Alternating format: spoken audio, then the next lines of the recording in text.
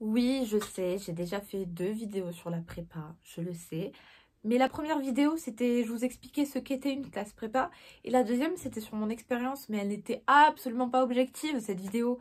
J'ai fait une vidéo bilan de la prépa, alors que j'étais encore en prépa. Donc voilà, cette vidéo ne me plaît pas du tout, elle n'était pas du tout objective, elle est pas du tout organisée, elle ne me plaît pas. Donc me voilà aujourd'hui assise devant vous pour la refaire. Au fait, cette vidéo sera très longue parce que l'ancienne que j'ai essayé de faire, j'ai essayé d'être concise. Mais tu peux pas être concise et précise quand tu parles de prépa. Donc écoutez, je fais le pari de faire une vidéo longue, mais au moins vous avez mon expérience, mon ressenti et des petits conseils qui fusent à droite à gauche. Donc voilà. Donc je vais vous parler de mon expérience en prépa, du avant, pendant et après prépa.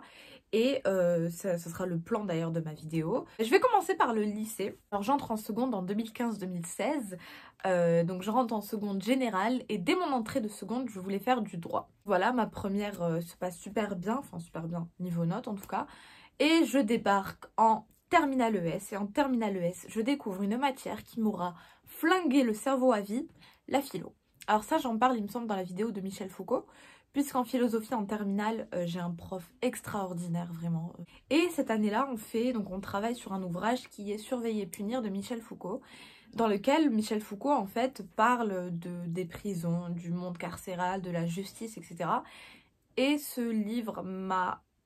En fait, il a radicalement changé ma vie, puisqu'il m'a fait prendre conscience que c'était pas ce que je voulais faire. Vraiment, en fait, c'était aux antipodes de ce que j'attendais de la justice et du monde carcéral.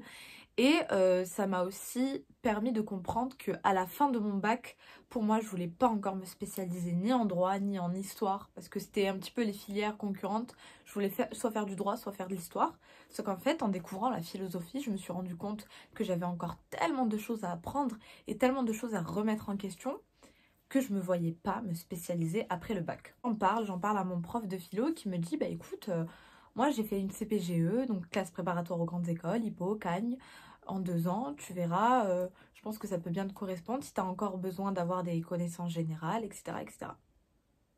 Donc je le regarde en mode, une quoi? Une CPGE? Vous savez, la CPGE, c'est au début quand on vous présente les filières, on vous dit il y a la fac, il y a les BTS et il y a les CPGE. Et tu sais que tu n'iras jamais là-bas. Moi, je crois que c'était notre conseiller d'orientation qui nous avait dit ouais, les CPGE, en fait, c'est pas à vous de savoir si vous avez le niveau ou pas, c'est aux professeurs qui vont vous sélectionner. Donc il a dit demandez des CPGE et vous verrez bien. Arrive Parcoursup, et donc je demande des facs de droit, des facs d'histoire et des CPGE. Donc en gros, c'était premier choix BL, le deuxième choix la prépa charte et le troisième choix la prépa AL. Donc art, lettres et sciences humaines, donc ALSH. Bien sûr, j'ai été prise à mon troisième choix, c'est-à-dire la prépa. J'accepte la classe prépa et me voilà le 30 juin, donc avant même d'avoir les résultats du bac, à avoir ma bibliographie de l'été alors que je savais toujours pas si j'avais mon bac ou pas. Et me voilà pour l'aventure prépa. Alors comment se passe ma première année de prépa? Ma première année de prépa, je la diviserai en 2 temps. Le premier semestre, de septembre à décembre, je vous avoue que pendant ces 4 mois, je n'étais absolument pas dans l'esprit de la prépa, je travaillais vraiment pas beaucoup. J'étais vraiment encore dans cette posture de lycéenne qui bosse la veille, voire pas du tout, et qui arrive à avoir tout ce qu'elle veut. En fait, au lycée, j'étais tellement passionnée par les cours que j'étais hyper attentive pendant toute la journée de cours. Je participais beaucoup, je posais beaucoup de questions.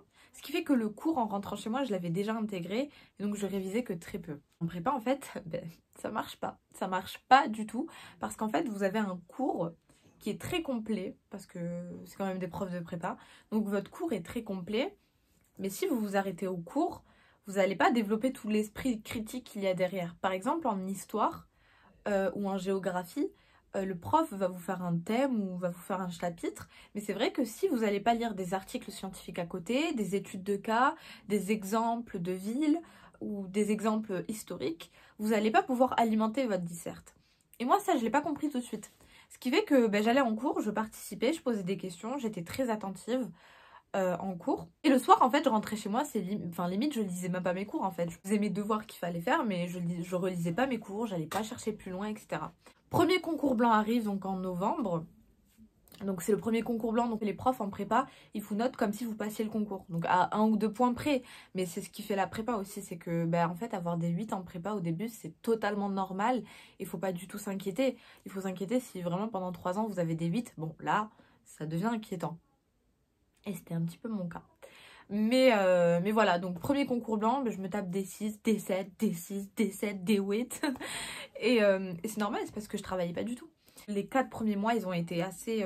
Enfin, voilà, je devais perdre un rythme pour en adopter un autre. C'était une phase d'adaptation. Arrive décembre, et là, décembre, en fait, les profs nous convoquent. Enfin, convoquent ceux qui ont des difficultés, donc moi. Et en gros, j'ai une prof qui me dit, bon, Ikram, vous travaillez pas assez. Est-ce que vous voulez rester en prépa ou quoi? Enfin, quelles sont vos motivations pour rester en prépa? Et à ce moment précis, je me suis rendu compte que non pas que qu'ils allaient me virer du jour au lendemain, mais que en rentrant en prépa, tu signes un contrat, c'est tu travailles, tu as des profs qui travaillent d'arrache-pied pour te transmettre un savoir. Le minimum, c'est de bosser leurs cours et de fournir des dissertations de qualité. Pas de qualité dans le sens où on vous demande d'avoir 19 dès le début, mais il faut que les profs remarquent un minimum un travail personnel, et que leurs cours ne soient pas jetés, enfin que leurs cours ne servent pas à rien, quoi. Et donc c'est vrai qu'en décembre, là, je switch parce que je me dis, bon, écoute, t'as la chance d'être en prépa, t'as la chance de pouvoir travailler avec un encadrement pédagogique quand même assez certain. Donc mets-toi au boulot. Mon deuxième semestre se passe beaucoup mieux. Je rentre plus dans le moule de la prépa. En fait, je passe d'élève à étudiante parce que j'étais encore dans cet esprit d'élève. Je commence à progresser, à travailler et à avoir de plus en plus ma place. C'est vrai que donc je commence à vraiment comprendre ce qu'on me demande. Donc les dissertations en 6 heures, je commence à comprendre ce qu'on me demande, comment on me demande de la faire. Les oraux en 20-25 minutes, je commence pareil à comprendre les méthodes. Et donc bien évidemment, quand tu comprends la méthode et que tu travailles à côté, ça paye assez rapidement. Donc je commence à avoir une place dans ma promotion, puisque pour moi l'environnement de travail c'est très très important.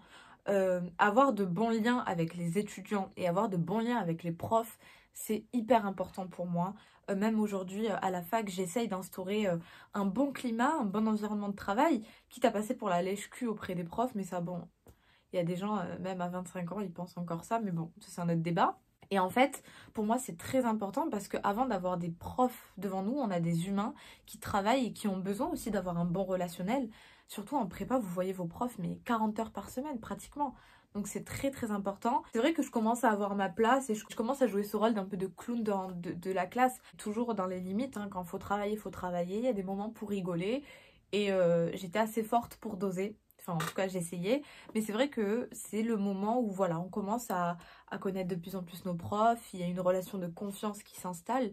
Et c'était vraiment très très plaisant. C'est un des avantages d'ailleurs de la prépa, c'est que, si, je le disais dans mes autres vidéos, mais si la prépa est très exigeante, si les profs sont très exigeants, ils vous donnent aussi beaucoup en retour. Ils vous donnent beaucoup de soutien pédagogique, de soutien humain. Quand ça va pas, ce sont les premiers à le voir, à le remarquer et à vous donner plein de conseils en fait pour avancer. Et là arrive la fin de première année de prépa, le gros concours blanc qui vient clôturer l'année. Donc ce concours, on l'avait passé en mai. Et il faut savoir que dans ma prépa, on est la seule prépa où on était moitié à la fac, moitié en prépa.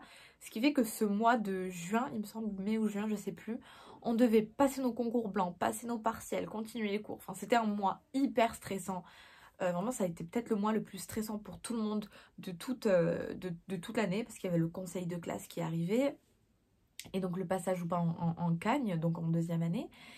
Et donc, mais vraiment, quand on y repense à ce mois, ça a été un mois très chargé, très très compliqué. Mais on l'a fait. Et me voilà prise en deuxième année et je pars en Cagne. On est en septembre 2019 et me voilà en deuxième année de prépa. Donc la première et la deuxième année de prépa sont quand même assez différentes. Puisque la première année, c'est un peu une année où vous apprenez à penser différemment, vous apprenez à travailler différemment. Vous remarquez que les matières que vous étudiez en prépa et au lycée, c'est pas du tout la même manière d'aborder les choses. Et donc la première année, c'est un petit peu une année où on remet les bases, où on solidifie les bases. La deuxième année, quant à elle, en fait, à la fin d'année, vous avez le concours de l'ENS. Donc vous avez l'objectif principal, donc passer le concours de l'ENS. Et la deuxième année aussi, ce qui est différent de la première année, c'est que le concours de l'ENS, chaque année, fixe un programme. C'est-à-dire que le programme change tous les ans pour les deuxièmes années. Et donc là, cette année, l'ENS avait fixé comme programme en géo, on avait eu l'Arctique, En histoire, on avait eu la Chine de 1845 à 1949. Bon, l'anglais, c'est une traduction. En littérature, on avait eu le récit bref. En philo, on avait eu la science. En spé-histoire, on avait eu croyances et religions dans le monde grec. On avait eu l'an 1000 et c'est tout. Ce qui change, c'est que vous avez un programme, donc vous allez travailler pendant 8 mois, mais de manière très approfondie, très précise, où on prend le temps, en fait, limite, de tout expliquer, et de tout questionner, de tout remettre en question, etc. Donc, je passe ma deuxième année, et dès le début de l'année, je suis pas mal à fond, vraiment, septembre-octobre, je me rappelle que j'étais bien à fond, c'est bon, j'étais dans le mood cagne, objectif concours. Je me butais pas tous les soirs au travail, hein, loin de là. Mais j'avais quand même un rythme, j'avais de bonnes sessions de travail par semaine. Et le fait, vous savez, d'avoir des DS tous les samedis, en fait, ça vous force à avoir un rythme. Vous courez après le temps, tout le temps en prépa. Ça, c'est normal de courir après le temps de tout lire, de tout faire, de tout réviser. C'est normal. Travailler efficacement. Et comment on travaille efficacement en cagne? En fait, quand on vous donne un article de 10 pages, vous n'allez pas lire attentivement les 10 pages. Quand on vous donne un livre, vous n'allez pas lire tout le livre, vous allez piocher un petit peu vos informations et ensuite faire une synthèse de tout ça. On ne peut pas tout vous demander de tout recracher. Donc le but, c'est quand même de développer un esprit de synthèse et d'analyse et d'analyser tout ce que vous dites plutôt que tout dire sans analyser. Je commence à avoir un bon rythme, à rentrer dans le mood, mais je commence aussi à me rendre compte que la prépa, en tout cas les études littéraires, c'était pas ce que j'allais faire plus tard. Donc en fait, j'arrive à un moment où soit je continue dans ma spécialité, donc je vais en licence d'histoire, soit je me réoriente complètement. Et donc à ce moment-là, je savais ce que je voulais pas faire, encore une fois comme en terminale, mais je savais pas trop ce que je voulais faire. Mais il y avait une chose qui était certaine, c'est que je savais que tout ce que je faisais en prépa, ça allait me servir pour le restant de ma vie, que ce soit les méthodes de travail, la manière de penser, la manière de tout remettre en question, surtout avec la philo des sciences, ça a été une grosse claque cette année-là. Et donc en fait, je me plais à aller en cours. Je savais que mon objectif c'était pas l'ENS et que je ne voulais pas l'ENS. Je me donnais quand même à fond pour quelque chose que je voulais pas. Ça a été un petit peu le résumé de mes années prépa. Globalement, pour aller un peu vite, cette deuxième année se passe plutôt bien. Bon, comme je vous ai dit, je courais beaucoup après le temps. Je finissais très souvent à 2-3 heures du matin. Grosse dormeuse comme je suis, finir à 3 heures du matin, c'était un supplice. Mais le lendemain matin, j'étais tellement contente d'aller en cours, tellement contente et j'avais hâte en fait d'aller en cours parce que enfin, vous prenez des claques tous les jours. Il n'y a pas un seul jour où je rentrais chez moi et où j'étais la même personne. Pas un seul. Vers novembre, décembre, mais ça c'est la période, j'avais un petit peu craqué. Vraiment, j'en pouvais plus. Je faisais que pleurer de nerfs en fait. Je rentrais chez moi, je voyais que j'avais pas le droit d'aller sur mon lit. Je pleurais. Donc je me rappelle en novembre, il me semble, juste après le concours blanc, je me suis prise une semaine où j'ai dit ok, là je me prends une semaine, je dors, laisse-moi tranquille, j'ai besoin de dormir. Et les profs ont été très compréhensifs, hein. C'est même ma prof qui m'avait dit bon écoute, dors, c'est bon, écoute-toi, arrête, là ton corps il va éclater. Parce qu'en fait moi quand je me donne à fond, c'est-à-dire que moi en prépa j'adorais mon esprit, enfin mon truc d'étudiant, donc je me donnais à fond dans mon rôle d'étudiante, mais je me donnais à fond aussi dans mon rôle de camarade de classe. J'étais déléguée, donc je voulais faire en sorte que tout aille bien. Je prenais des nouvelles de partout. J'étais tout le temps en train de penser à comment améliorer le quotidien et des profs et des étudiants et du mien. Donc c'est vrai qu'à un moment, mon esprit il était en surchauffe de partout et que j'avais plus aucune énergie à me donner. J'avais fait une pause et c'était reparti. Voilà, décembre, janvier, février, c'était reparti. Et sachant que vraiment la cagne, enfin la deuxième année et encore plus la troisième année, à partir de janvier, en fait, c'est pratiquement fini. Parce qu'on a nos concours en avril. Et donc, deuxième semestre, pareil, je reprends du poil de la bête. Je commence vraiment à m'améliorer, mais je commence aussi à en avoir marre un petit peu de ce programme. Parce que vraiment, c'était un petit peu la flemme. J'avais qu'une seule hâte, c'était de passer ce concours et de faire ma vie plus tard. Et donc là, arrive mars 2020, à 2 semaines des concours. El confinement. Là, ça a été terrible pour moi. Parce que pour moi, et depuis toujours, l'école, ça a été l'institution hyper stable de ma vie. C'est-à-dire que moi, je me butais au travail pour m'oublier en quelque sorte. C'est un peu triste, hein, dit comme ça, mais je me butais au travail pour m'oublier. Je savais que même si ma vie perso n'était pas super stable, je savais que la prépa, l'école, les études, c'était le cadre stable. C'était le cadre qui me donnait un rythme, qui me donnait des fondements et qui me permettait de m'oublier. Ah, le confinement 2020, quand vous voyez que l'institution à laquelle je faisais le plus confiance commençait à elle-même devenir instable, oh bon, j'ai abandonné. Vraiment, j'ai abandonné. J'ai abandonné la prépa totalement. J'ai commencé à faire des cours en visio, mais on savait pas si le concours allait être annulé, reporté, déplacé, enfin on savait pas. Et donc en fait on faisait des cours en attendant des nouvelles, mais c'était une période difficile pour tout le monde. Jusqu'à fin juin, on a passé nos concours fin juin au lieu de mi-avril. C'est énorme, c'est énorme. Et donc là j'avoue j'ai complètement lâché la classe prépa, je voyais plus l'intérêt, de pas aller en cours, de pas voir mes profs, de pas voir mes camarades, de pas avoir ma petite vie d'étudiante. Enfin, pour moi, c'est aussi ça les cours. C'est cette interaction, c'est ma petite vie, quoi. Je passe mon concours fin juin. Autant vous dire que j'avais pas touché un cahier depuis 2 mois, à peu près, minimum. Et donc en fait, je vais au concours juste pour clôturer cette année. Arrive le conseil de classe, et vu que j'étais déléguée, je m'en suis pris plein la tronche, parce que je ne sais pas ce qui m'a pris. Enfin si, en vrai, ça faisait très longtemps que je voulais faire ça. Mais le confinement m'a confirmé ce choix. Je repartais pour une 3e année de prépa. On appelle ça une cube. Et en fait, la prépa, c'est en 2 ans. Et pour les plus forts ou les plus motivés ou les plus fous, ça dépend de comment on voit la chose, on peut faire une 3e année de prépa pour passer une 2e fois le concours. Et moi, en fait, je vais au conseil de classe et je leur dis, écoutez, je veux cuber parce que voilà, je veux pas finir mes années prépa sur un échec aussi prenant que l'ENS. Je me suis dit, non, je peux pas finir la prépa sur un confinement comme ça, quoi. Ma prof de géo qui comprend pas trop en fait, elle me dit frère ça fait 3 mois qu'on te voit plus, limite tu viens même plus au cours en visio et là tu veux faire une cube. Et donc là ben ouais, ça a été un petit peu le paradoxe mais elle avait très vite compris la situation et donc me voilà pour une 3e année de prépa. Pour une 3e année de prépa dans laquelle je savais que je voulais pas l'ENS, que je passais le concours pour rien. Mais pareil, toujours dans cette dynamique, se buter pour un truc qu'on veut pas, c'était mon but. Le but, c'était de faire de son mieux, de se donner à fond dans le travail et de profiter de cette dernière carte qui était la cube pour m'améliorer, progresser, prendre des connaissances de partout et quitter la prépa en ayant un socle de connaissances très, très solide, quoi. À septembre-octobre, ça va, j'ai le rythme, je t'enchaîne les DS, je t'enchaîne l'école, je te fais ci, je te fais ça. Mais il y a un truc qui a ruiné mes 6 premiers mois de cube, c'est que je me compare. Et ça a été presque dramatique parce qu'en fait, donc, quand vous êtes en cube, vous êtes donc avec les 2e années. Vous passez pas vraiment le même concours puisque le programme change, rappelez-vous.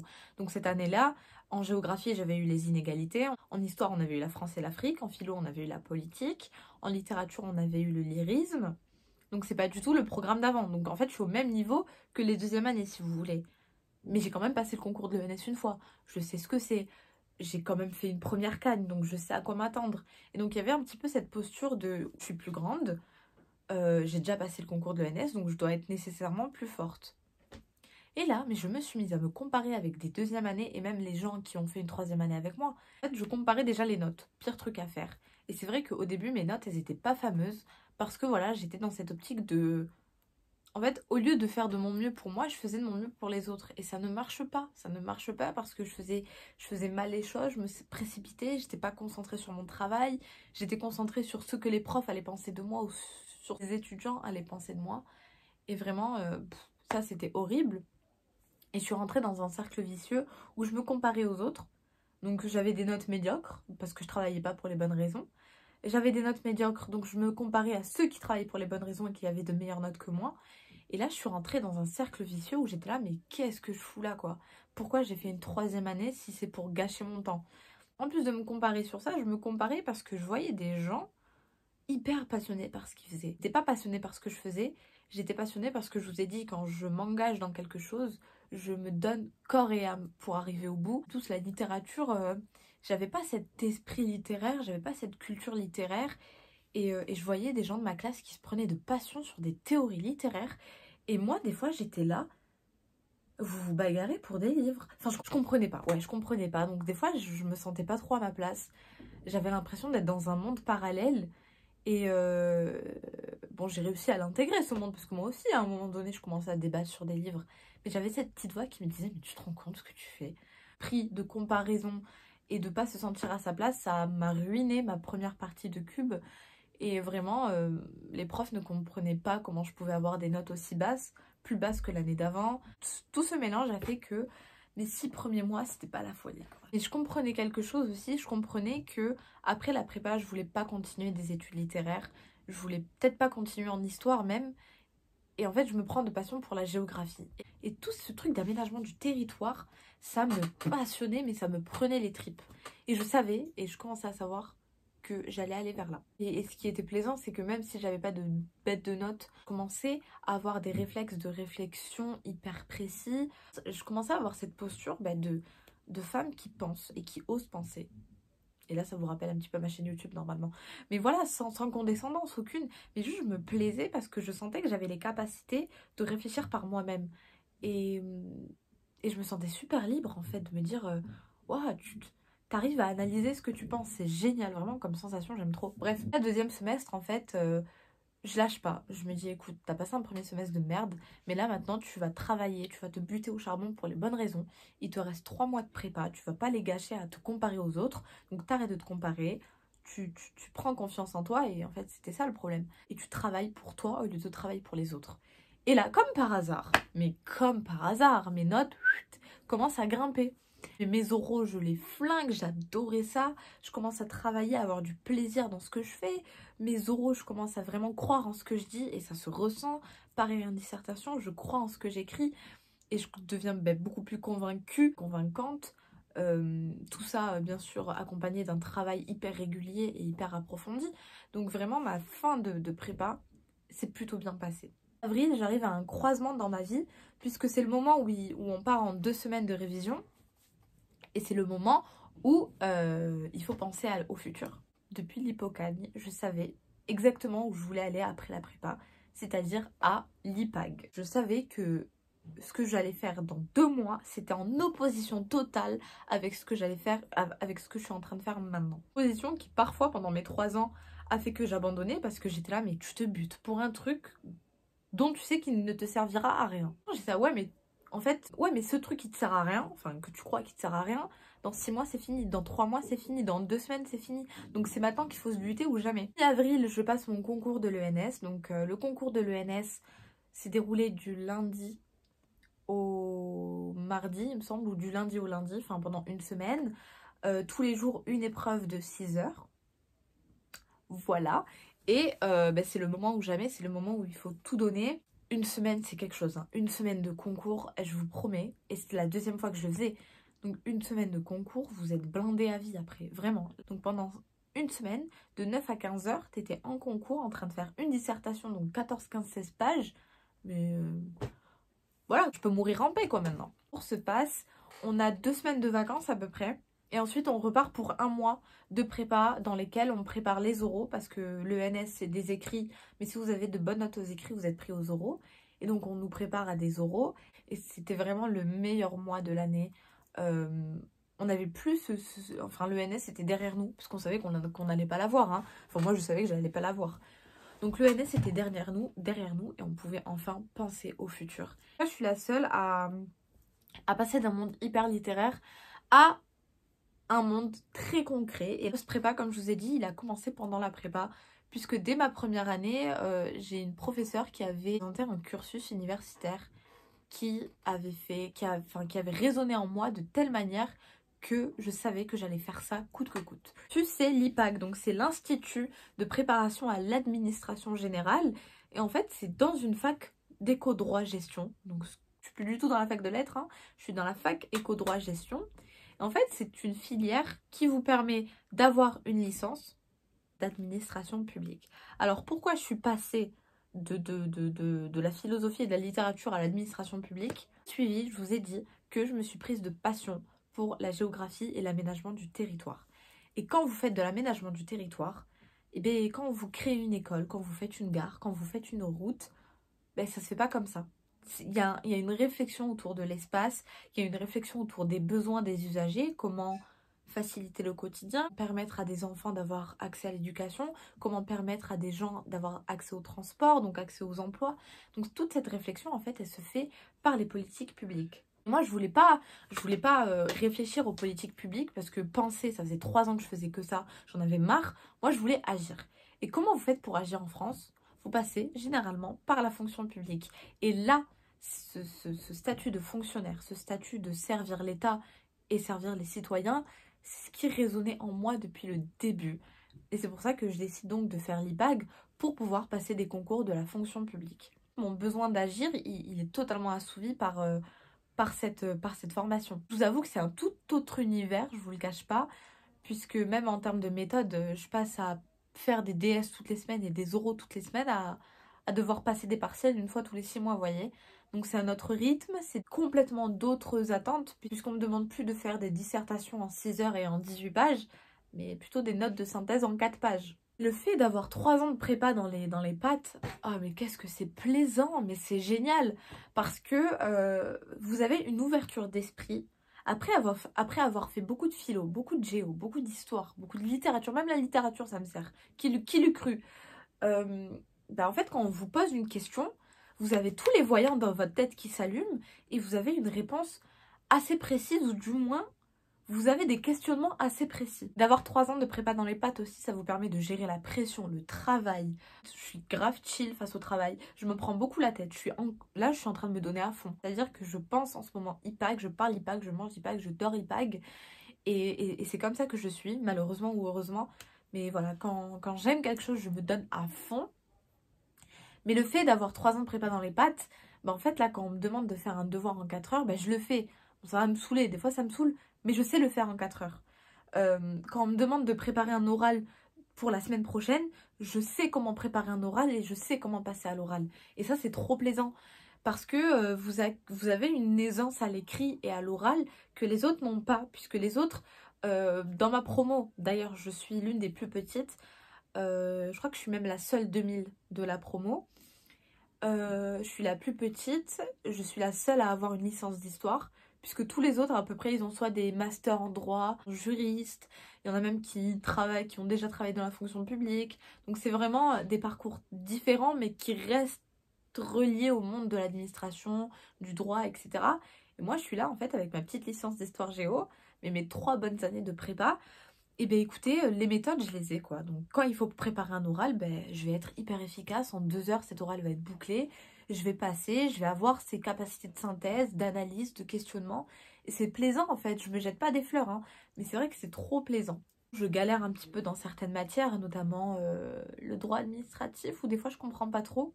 Normalement, je sais pas s'il est là. Droit administratif, j'ai ce livre et je bosse à côté. Quand je comprends pas un point du cours, je prends ce livre et je vais pas tout lire. Je vais pas tout lire, mais je vais prendre un point du cours et je vais le bosser chez moi. Je vais poser des questions au prof. Et depuis que je fais ça, je commence à bien me débrouiller dans ces matières toutes nouvelles pour moi. Bilan de la prépa. Ça a été 3 années très intenses qui m'ont parfois buté le moral. Une pression monstre, une fatigue que j'avais du mal à gérer parce que je suis une grosse dormeuse. Donc autant vous dire que quand je finissais à 2 heures ou 3 heures du matin, je la remettais en question ma vie. Oh, je les remettais en question mes choix d'orientation. Mais en même temps, comme je vous ai dit, tous les matins, j'étais tellement contente d'aller en cours. J'avais hâte, je savais que, je vous ai dit, le soir, j'allais être une autre personne et que mon cerveau allait être buté de bonnes choses, quoi. Et voilà, c'est incroyable. En plus, j'ai eu la chance d'avoir des profs avec un pouvoir intellectuel incroyable, très bienveillants. Vraiment, j'ai des profs qui m'ont beaucoup aidé. Comme je vous ai dit, il y a des fois où je me sentais pas à ma place, où je regardais les gens de loin en mode ok, pourquoi vous vous bagarrez pour un livre? Il y avait des fois où je comprenais pas. Sans la prépa, en fait, jamais j'aurais eu l'appétence pour la connaissance que j'ai maintenant. Jamais je me serais intéressée à des sujets. Enfin, je sais pas, si je vous parle d'ISS là, H24, c'est parce que j'ai fait de la philo des sciences, qu'on a parlé pendant 1 an de la science et que j'ai compris que pour comprendre la science, fallait pas être scientifique. Pour comprendre quelque chose, faut juste s'y mettre, quoi. Et même si la littérature, j'aimais pas trop ça, en fait, il n'y a qu'en littérature où je pouvais réfléchir et disserter sans limite. Parce que c'est la seule matière, en fait, qui s'appuyait pas sur le réel. Et encore, même si j'aimais pas trop cette matière, je peux vous dire que je me suis donnée à fond, quoi. Mes dissertations de littérature, j'adorais les faire. Parce que je partais dans des trucs, mais tellement loin. Et ta pensée, elle était tellement libre. Parce que tu pouvais dire des trucs. Tant que c'était bien argumenté, ça passait. Parce que c'est de la litté, quoi. C'est cool. Et tout de même, j'ai quand même passé le concours de l'école normale supérieure 2 fois. Bon, je l'ai pas eu. J'ai passé le concours de Sciences Po 1 fois. Je l'ai pas eu. Mais je commence à être rodée niveau concours, c'est cool. Cette formation, elle est formatrice, elle est compliquée, stressante. Elle vous remet, enfin, elle vous pousse à vous remettre en question constamment. Et ça, c'est bien parce que se remettre en question constamment, ça permet de ne pas se reposer sur ses acquis et de prendre conscience qu'on n'est rien. Et plus on en sait, moins on en sait. Se remet trop en question, et ça a été peut-être mon défaut. Ah, vous avez plus confiance en vous, en fait. Et c'est un défaut que j'ai encore un peu, mais tant mieux, je préfère trop me remettre en question que pas assez. Mais voilà, si aujourd'hui j'ai autant envie d'apprendre, autant envie de transmettre, et si j'ai ouvert ma chaîne YouTube, hein, si je l'appelais Sapere Aude, c'est pas pour rien, Sapere Aude, ça veut dire oser penser par vous-même. Et c'est vrai que moi, mon but maintenant, c'est de vous permettre d'oser penser par vous-même, parce que la connaissance, ça ouvre l'esprit, ça vous permet de sortir des débats qu'on a à la télé. 58 minutes que je tourne, que j'ai parlé de prépa de long en large et en travers. J'espère ne pas avoir oublié des points importants. Mais voilà, ça a été un retour d'expérience beaucoup plus précis et beaucoup plus organisé que ce que j'ai pu faire la dernière fois. J'espère que cette vidéo vous aura plu. J'espère que vous en avez appris sur la classe prépa et sur moi et sur mon expérience et sur plein de trucs. Je vous retrouve bientôt pour une nouvelle vidéo et comme d'habitude, d'ici là, à tout jamais, osez penser par vous-même. Bisous.